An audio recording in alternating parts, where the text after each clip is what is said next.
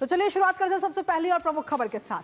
बिहार में विधानसभा चुनावों में अब ज्यादा वक्त नहीं रहा है और इसलिए बिहार की राजनीति भी गर्मा गई है। हर रोज अलग अलग बयान दिए जा रहे हैं और अपनी राजनीतिक रोटियां सेकी जा रही हैं। पर इन सब के बीच अपनी राजनीति चमकाने के चक्कर में नेता ऐसे ऐसे बयान दे रहे हैं जो इस वक्त सुर्खियों में बने हुए हैं।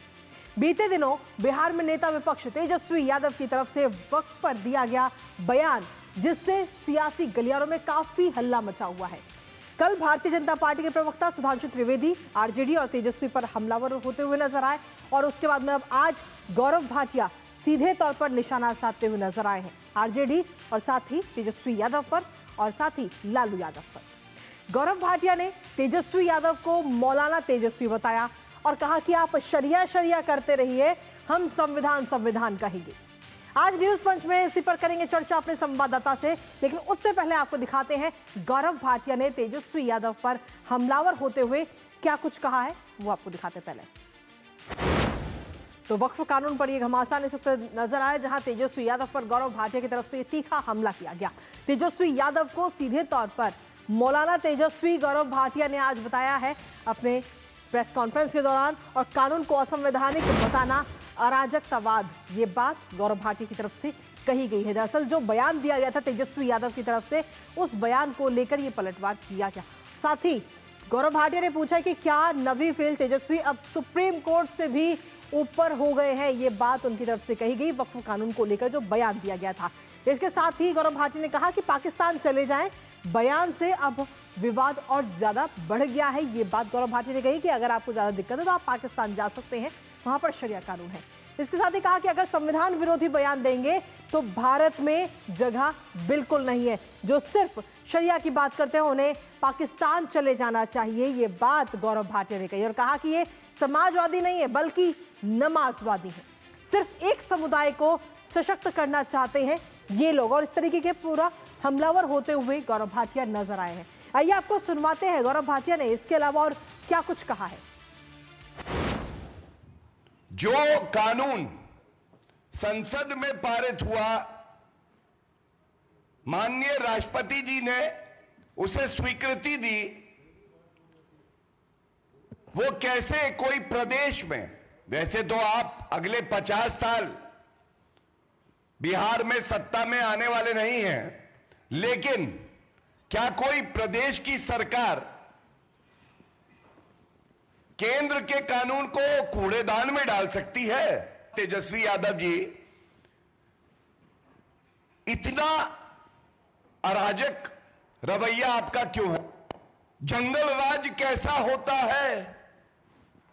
जंगल राज बिल्कुल लालू और तेजस्वी जैसा होता है।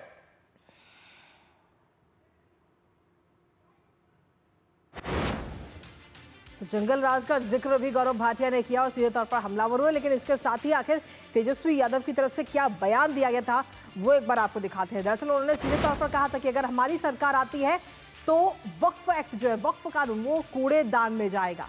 पटना के गांधी मैदान में तेजस्वी यादव की तरफ से यह बयान दिया गया। उन्होंने कहा कि महागठबंधन की सरकार आई तो वक्फ कानून खत्म कर दिया जाएगा, कूड़ेदान में फेंक दिया जाएगा। साथ ही उन्होंने एक और बात कही कि देश किसी के बाप की जागीर नहीं है, जिस पर भारतीय जनता पार्टी पर उन्होंने मुस्लिम अधिकार छीनने का भी आरोप लगाया है। और इसके साथ ही उन्होंने इस दौरान कहा था कि बिल संविधान विरोधी और ध्रुवीकरण करने वाला है। वक्फ एक्ट को सीधे तौर पर उन्होंने संविधान के खिलाफ बताया था और तेजस्वी यादव ने कहा कि वक्फ एक्ट अनुच्छेद 26 का उल्लंघन है। गैर मुस्लिमों को वक्फ बोर्ड में शामिल करने पर उन्होंने आपत्ति जताई। इसके साथ ही पीएम को सर्वे का अधिकार, धार्मिक स्वतंत्रता पर हमला, ये तमाम बातें उनकी तरफ से कही गई। हमारे साथ हमारे सहयोगी शैलेंद्र मिश्र इस वक्त जुड़ रहे हैं सीधा उन्हीं का। शैलेंद्र, सीधे तौर पर हालांकि पहली बार नहीं है जब इस तरीके के बयान सामने आया हो और राजनीतिक रोटियां सेकने की कोशिश तेजस्वी यादव ने की हो। इससे पहले भी कई सारे ऐसे उलझुल बयान उनके सामने आ चुके हैं, लेकिन इतने तमाम बयान आने के बावजूद भी वो सुधरते नहीं है और बार बार इस तरीके के बयान देते हैं। और अब जो ये नया बयान दिया है वो तो इस वक्त सियासी गलियारों में काफी ही ज्यादा चर्चा में बना हुआ है, तमाम सवाल उठ रहे हैं। कृतिका, सवाल यह है कि जब संसद से कोई विधेयक पारित हुआ है और राष्ट्रपति की मंजूरी के बाद वो कानून बना है, और ये कहना कि अगर उनकी सरकार आती है तो उस कानून को कूड़े में फेंक दिया जाएगा, अब बीजेपी ये सवाल उठा रही है कि बाबा साहब अम्बेडकर के बनाए संविधान के विरोधी हैं और उसका सम्मान नहीं करते हैं तेजस्वी यादव आरजेडी, और उनके समय जो जंगल राज था लालू प्रसाद यादव के समय, उसका याद दिलाया है कि किस तरह की राजनीति आरजेडी और तेजस्वी यादव कर रहे हैं। तुष्टीकरण की ये राजनीति किस तरह से है, एक तरफ बीजेपी की राजनीति है जो विकास की बात करती है, तो दूसरी तरफ तुष्टीकरण की और जंगल राज की राजनीति है, वो ये कहा गया है बीजेपी की तरफ से और जंगल राज का याद दिलाया गया है। तो अब हम देख रहे हैं कि बिहार में विधानसभा चुनाव की तारीखों का ऐलान अभी काफी दूर है, लेकिन उससे पहले अपनी अपनी रणनीति पर राजनीतिक दल आगे बढ़ रहे हैं। लेकिन सवाल ये उठ रहा है कि क्या कोई हड़बड़ाहट है, कोई घबराहट है आरजेडी में, तेजस्वी यादव में, कि वो मुस्लिम वोट बैंक के तुष्टीकरण के लिए इस हद तक बयान दे रहे हैं और अब बीजेपी उन्हें नमाजवादी बता रही है।